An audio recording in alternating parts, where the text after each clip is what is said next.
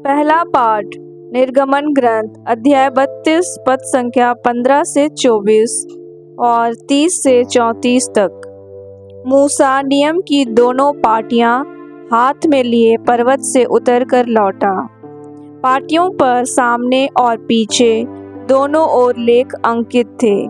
वे पाटियां ईश्वर की बनाई हुई थीं और उन पर जो लिपि अंकित थी वह ईश्वर की अपनी लिपि थी।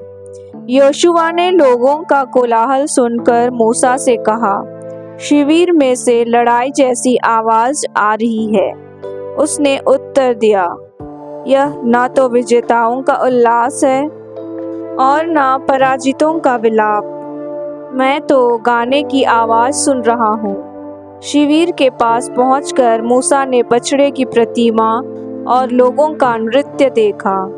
उसका क्रोध भड़क उठा और उसने अपने हाथ की पाटियों को पहाड़ के निचले भाग पर पटक कर टुकड़े टुकड़े कर दिए। उसने लोगों का बनाया हुआ बछड़ा लेकर जला दिया। उसने उसकी राख पीस कर चूर चूर कर डाली और उसे पानी में छिड़क कर इस्राएलियों को पिला दिया।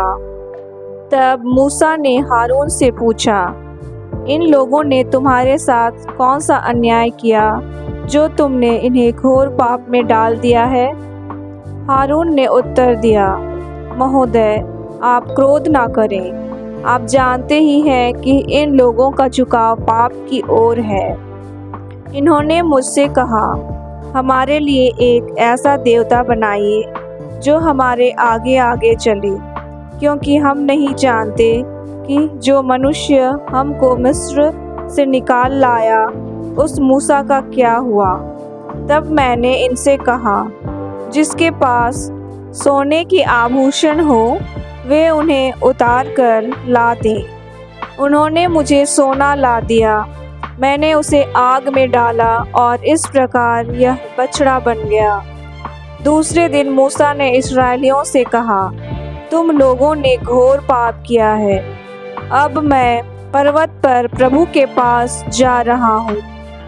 यदि हो सका तो मैं तुम्हारे पाप का प्रायश्चित करूँगा। मूसा ने प्रभु के पास आकर कहा, हाय, इन लोगों ने घोर पाप किया है।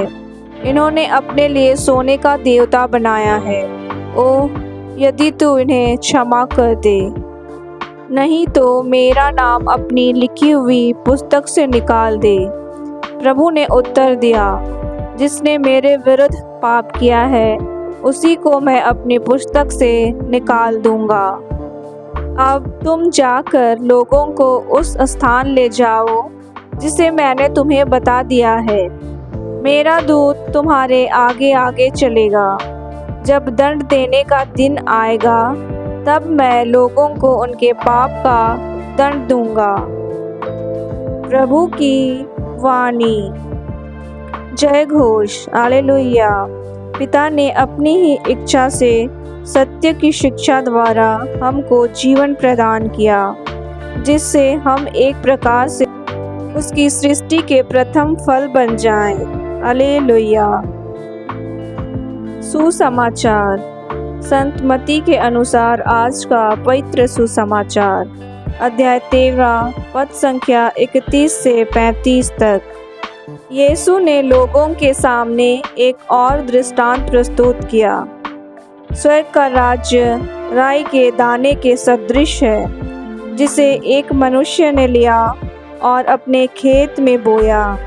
यह तो सब बीजों से छोटा है, परंतु बढ़कर सब पौधों से बड़ा हो जाता है और ऐसा पेड़ बनता है कि आकाश के पंछी आकर उसकी डालियों में बसेरा करते हैं। यीशु ने उन्हें एक और दृष्टांत सुनाया। स्वर्ग का राज्य उस खमीर के सदृश है, जिसे एक स्त्री ने लेकर 3 पसेरी आटे में मिला दिया और सारा आटा खमीरा हो गया।